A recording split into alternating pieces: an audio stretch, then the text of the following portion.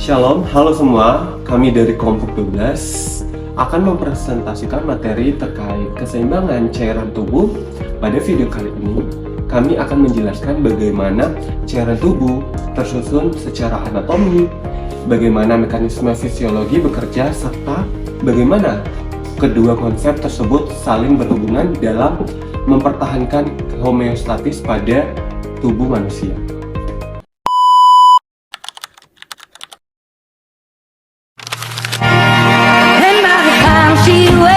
I'll be halfway to my mommy's home.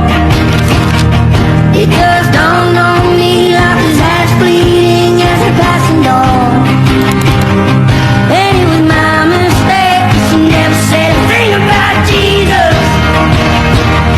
I miss my mother's southern drawl and her praying through the walls in the evening. Give me my dawn's bed.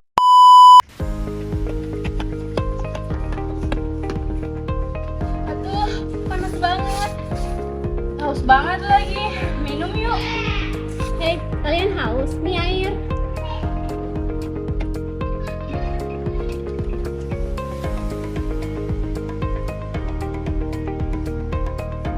Pernahkah kita bertanya, mengapa setelah berolahraga, tubuh terasa haus?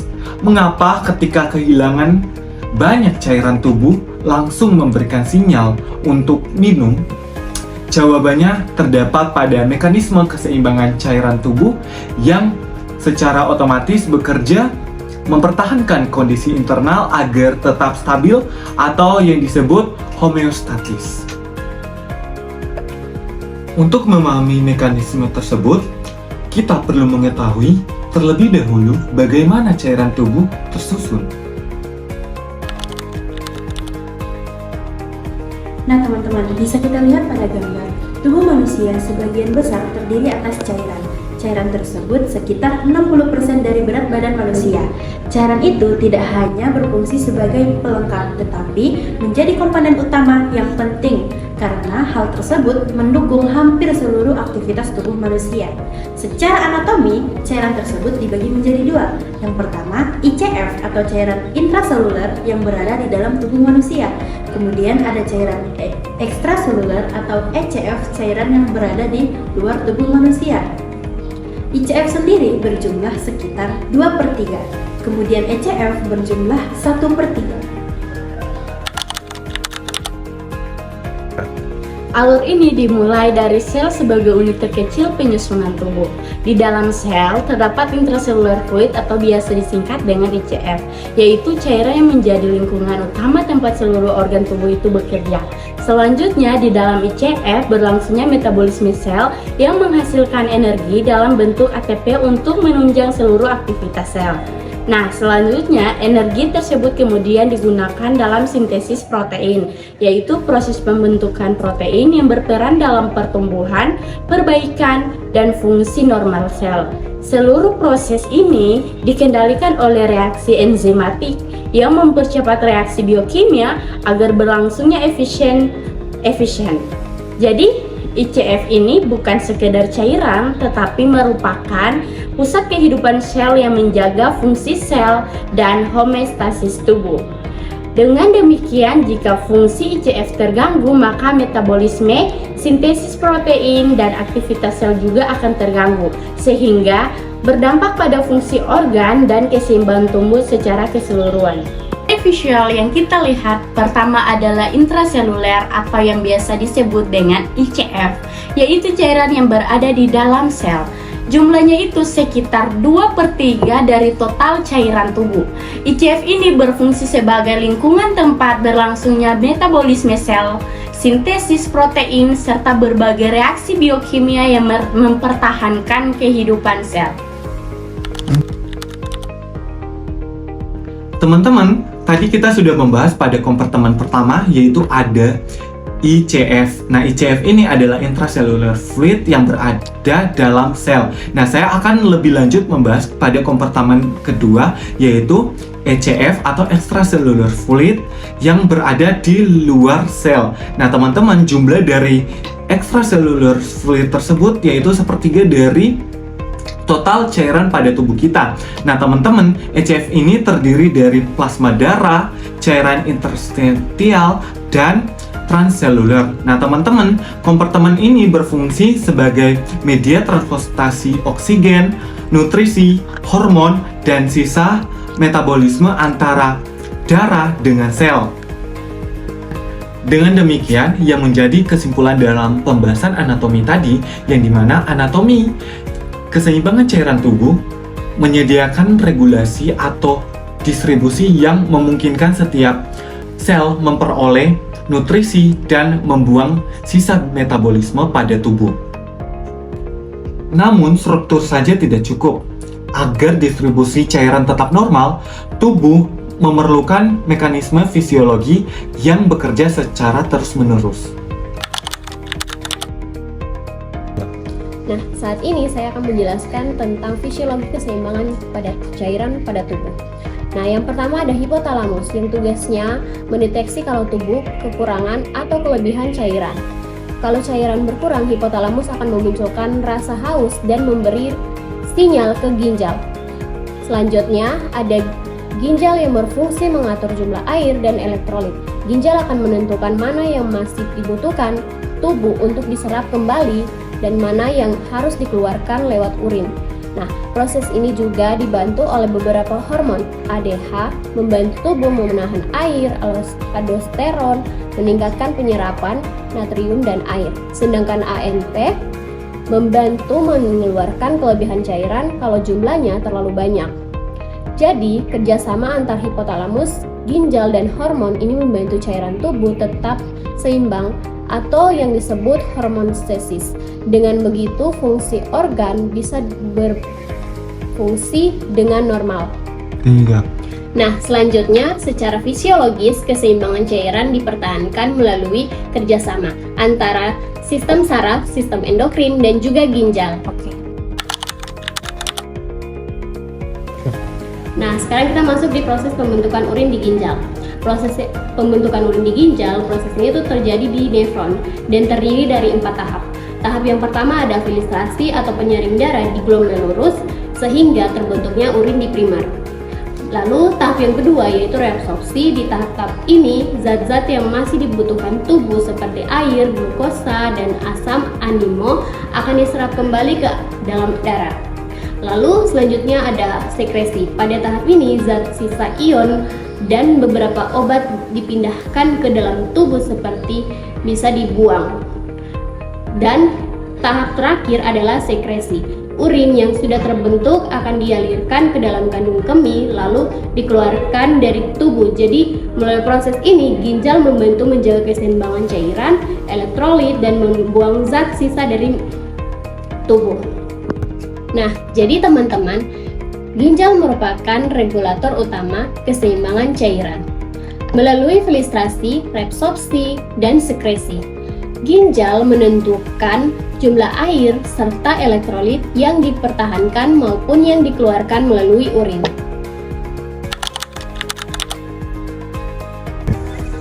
Oke, pada slide ini kita menjelaskan regulasi hormonal yang menjaga keseimbangan cairan tubuh melalui 3 mekanisme utama. Yang pertama ada ADH, dan yang kedua ada aldosteron, dan yang ketiga itu ada RAS.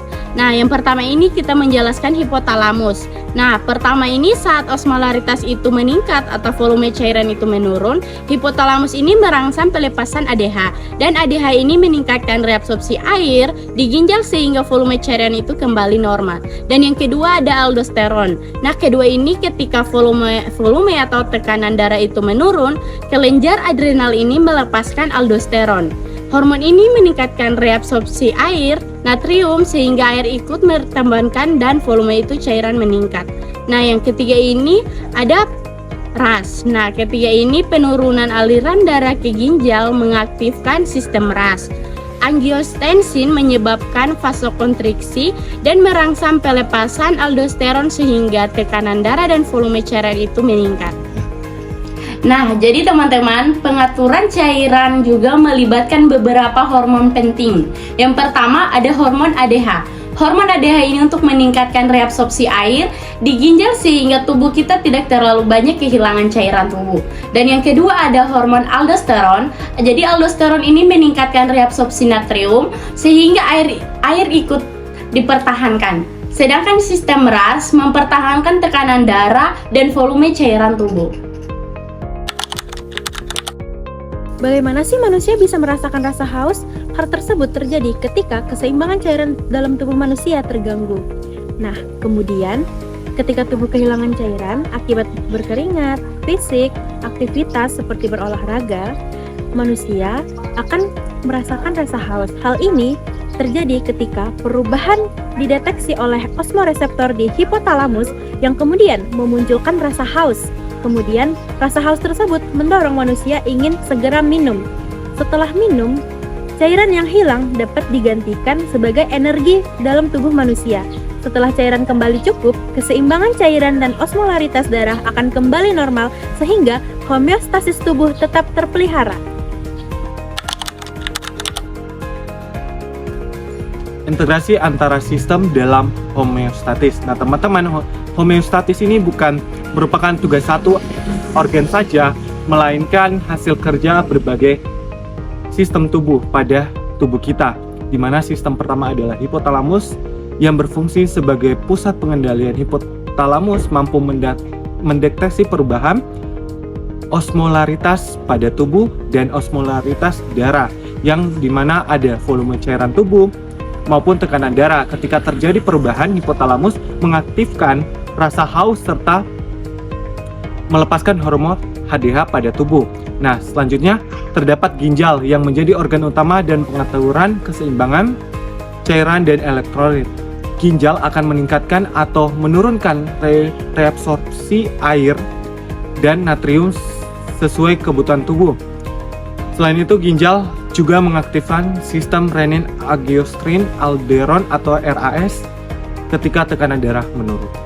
Dari penjelasan tadi, saya akan menambahkan pengertian atau penjelasan lebih lanjut. Nah, hal penting yang perlu kita pahami bersama adalah keseimbangan cairan tidak dikendalikan oleh satu organ saja.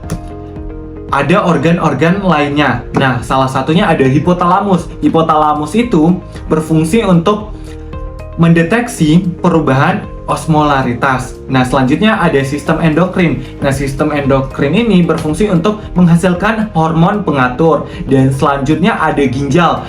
Ginjal ini berfungsi untuk menyesuaikan ekskresi air dan elektrolit. Sedangkan pada sistem kardiovaskuler, tujuannya itu atau fungsinya itu untuk mendistribusikan cairan ke seluruh jaringan. Nah, seluruh sistem tersebut bekerja secara terintegrasi untuk mempertahankan homeostatisnya.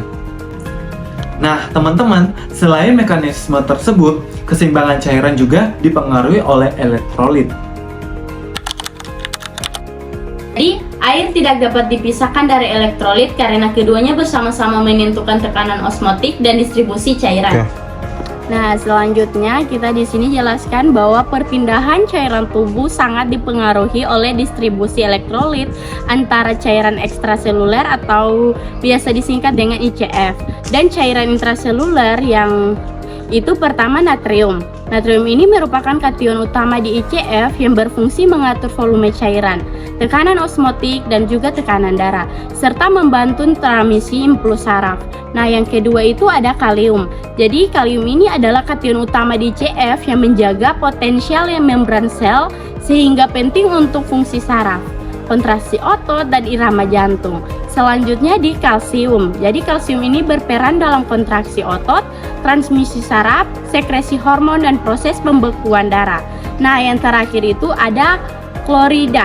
Jadi klorida ini merupakan anion utama di ECF yang bekerja sebagai keseimbangan asam basa, osmolaritas, dan bersama bikarbonat mempertahankan pH darah tetap normal. Dengan demikian, keseimbangan elektron ini mengatur perpindahan cairan dalam ECF dan ICF melalui gradien konsentrasi dan tekanan osmotik sehingga homeostasis tubuh dapat dipertahankan. Natrium merupakan elektrolit utama pada cairan ekstraseluler, kalium merupakan elektrolit utama pada cairan intraseluler, dan kalsium itu berperan dalam kontraksi otot, sedangkan klorida menjaga keseimbangan asam basa. Di dalam tubuh, cairan tersebut tidak hanya dalam keadaan diam, tetapi cairan tersebut akan berpindah melalui 3 mekanisme utama. Yang pertama ada osmosis. Osmosis adalah perpindahan air melalui membran semi-permeabel dari daerah dengan konsentrasi zat tinggi ke konsentrasi zat rendah. Kemudian, difusi merupakan perpindahan zat terlarut dari konsentrasi tinggi ke konsentrasi rendah sehingga tercapai keseimbangan tersebut. Sementara, filtrasi terjadi akibat perbedaan tekanan, terutama di kapiler darah sehingga cairan tersebut dapat keluar menuju jaringan atau kembali masuk ke pembuluh darah. Ketiga mekanisme tersebut bekerja secara bersamaan untuk memastikan distribusi cairan, nutrisi, zat sisa metabolisme berlangsung secara optimal. Nah, sekarang kita akan belajar bagaimana mengetahui cairan tersebut berpindah. Nah, distribusi cairan dipertahankan melalui 3 mekanisme, yaitu yang pertama ada osmosis, merupakan perpindahan air akibat perbedaan konsentrasi zat yang terlarut. Kemudian ada difusi. Nah, difusi adalah perpindahan molekul dari konsentrasi tinggi menuju rendah. Kemudian yang terakhir ada filtrasi. Nah, filtrasi ini terjadi akibat tekanan hidrostatik. Nah, sekarang kita masuk di demonstrasi. Sekarang kita lihat bagaimana perpindahan cairan terjadi melalui proses osmosis spons pada gambar ini dan diibaratkan sebagai sel. Saat spons dimasukkan ke dalam air jernih atau larutan hipertonik, air akan masuk ke dalam spons sehingga spons menjadi lebih besar. Selanjutnya, saat spons dimasukkan ke air garam atau larutan hipertonik, air akan keluar melalui spons sehingga spons menjadi lebih kecil. Dari perpindahan sederhana ini, kita bisa memahami bahwa air selalu bergerak dari larutan yang lebih encer ke larutan yang lebih pekat, sampai tercapainya keseimbangan. Prinsip yang sama juga terjadi pada sel-sel yang ada dalam tubuh. Nah, demonstrasi sederhana ini menggambarkan bagaimana perpindahan konsentrasi dapat menggambarkan perpindahan air melalui proses osmosis.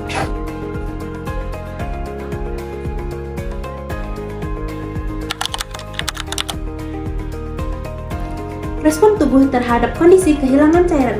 Nah, teman-teman, di sini saya akan menampilkan contoh pada pasien diare. Pasien tersebut kehilangan cairan dan elektrolit secara berlebihan. Hal tersebut menyebabkan dehidrasi. Dehidrasi tersebut ditandai dengan penurunan volume cairan tubuh dan tekanan darah. Sebagai respon, tubuh akan mengaktifkan ADH atau antidiuretik hormon yang meningkatkan reabsorpsi air di ginjal. Sebagai produksi urin akan berkurang. Selain itu, sistem RAAS atau renin-angiotensin-aldosteron system juga diaktifkan untuk meningkatkan retensi natrium dan air. Kedua mekanisme ini bertujuan mempertahankan volume cairan dan tekanan darah hingga kondisi tubuh kembali menjadi stabil. Secara keseluruhan, keseimbangan ini merupakan hasil kerjasama yang terpadu antara distribusi cairan, mekanisme haus, perpindahan cairan antar kompartemen, serta sistem hormonal yang mengatur retensi air. Melalui mekanisme tersebut, mampu membuat tubuh mempertahankan lingkungan internal yang stabil, sehingga fungsi sel, jaringan, organ akan bekerja dan dapat berlangsung dengan baik. Normal menjadi edema. Nah, sekarang kita akan memahami bagaimana gangguan homeostatis dapat menyebabkan edema. Nah, pada kondisi normal, cairan di dalam kapiler selalu mengalami pertukaran secara seimbang. Nah, tekanan hidrostatis ini mendorong sebagian cairan keluar menuju jaringan, sedangkan tekanan osmostatis yang berasal dari protein plasma, terutama albumin, menarik cairan kembali masuk ke pembuluh darah. Apabila kedua tekanan tersebut berada dalam keadaan seimbang, maka tidak terjadi penumpukan cairan sehingga jaringan tetap normal. Nah, teman-teman, namun adanya terjadi itu, apabila keseimbangan terganggu, cairan akan lebih banyak keluar daripada kembali ke pembuluh darah. Akibatnya cairan menumpuk di ruang interstisial sehingga muncul pembengkakan yang disebut edema. Nah, edema dapat disebabkan oleh berbagai faktor, teman-teman. Nah, faktor itu yang pertama, pada gagal jantung. Nah, hal ini terjadi karena adanya tekanan vena meningkat sehingga tekanan hidrostatis kapiler bertambah dan cairan terdorong keluar menuju jaringan. Nah, yang kedua, penyakit gagal ginjal. Nah, pada penyakit gagal ginjal ini, kemampuan ginjal mengeluarkan natrium dan air menurun sehingga terjadi resistensi cairan atau retensi cairan. Nah, pada yang ketiga yaitu ada penyakit hati, di mana hati itu memproduksi albumin berkurang sehingga tekanan onkotik plasma menurun. Akibatnya cairan lebih mudah keluar dan pembuluh darah. Pada kondisi inflamasi, hal ini terjadi juga di mana permeabilitas kapiler meningkat sehingga protein dan cairan lebih mulai berpindah ke jaringan. Nah, yang terakhir itu pada gangguan vena, di mana konsumsi garam yang berlebihan, penggunaannya atau pengguna obat tertentu seperti kalium channel.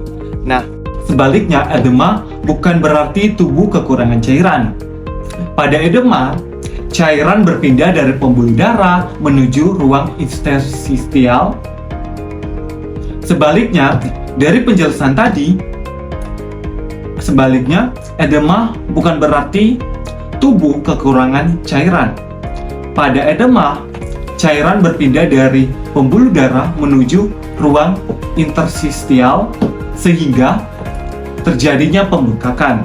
Akibatnya, volume sirkulasi efektif dapat menurunkan meskipun jumlah cairan tubuh meningkat. Nah, saya akan mengupas tuntas terkait hubungan anatomi dan fisiologi.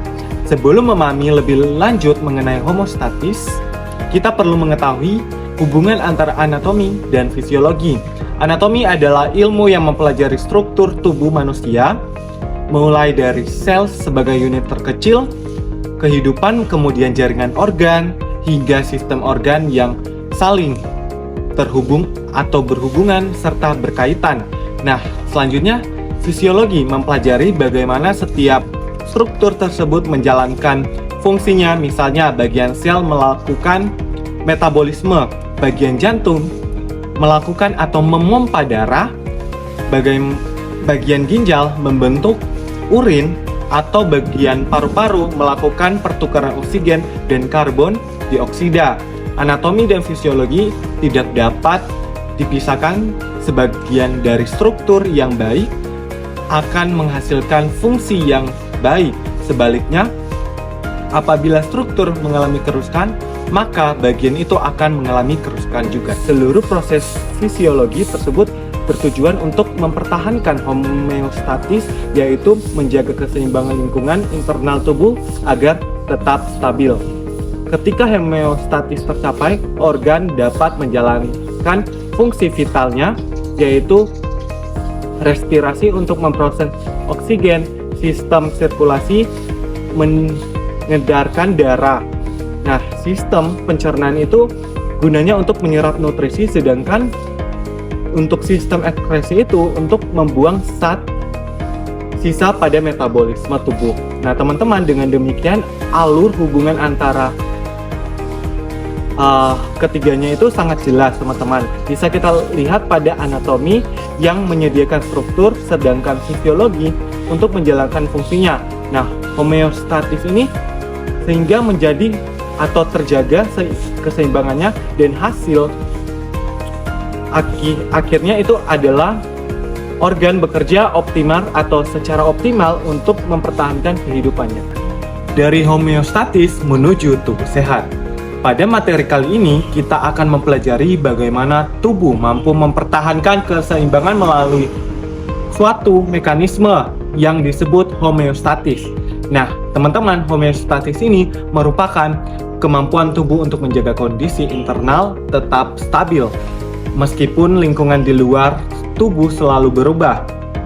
Kondisi ini dijaga meliputi suhu tubuh, volume cairan, tekanan osmotik, kadar elektrolit, kadar oksigen, kadar karbon dioksida, hingga derajat kesamaan atau pH darah. Mengapa homeostatis sangat penting? Nah, jawabannya itu karena seluruh sel di dalam tubuh hanya dapat bekerja secara optimal apabila berada pada lingkungan yang stabil, ketika keseimbangan cairan, oksigen, nutrisi, dan elektrolit terjaga. Nah, teman-teman, pada proses metabolisme sel berlangsung secara normal sehingga sel mampu menghasilkan energi dan menjalankan fungsinya. Nah, teman-teman, sel-sel yang sehat kemudian membentuk jaringan yang sehat. Jaringan yang sehat akan membentuk organ yang mampu bekerja secara optimal, seperti jantung memompa darah, paru-paru melakukan pertukaran gas, ginjal menyaring darah, serta saluran pencernaan menyerap nutrisi. Apabila seluruh organ bekerja secara harmonis, maka tubuh akan memiliki sistem imun yang baik.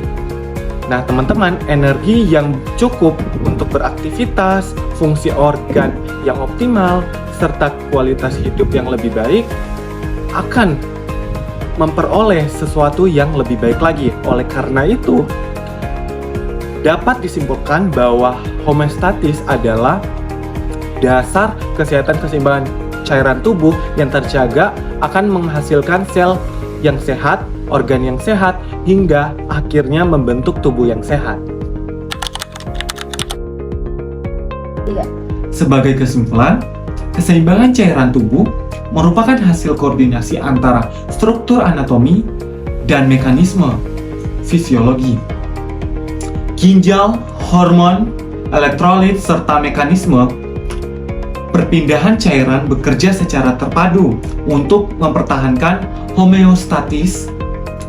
Gangguan pada salah satu kompartemen atau komponen tersebut dapat mempengaruhi fungsi seluruh sistem tubuh dan menimbulkan berbagai kondisi klinis. Oleh karena itu, pemahaman mengenai keseimbangan cairan tubuh menjadi dasar penting dalam ilmu biomedik.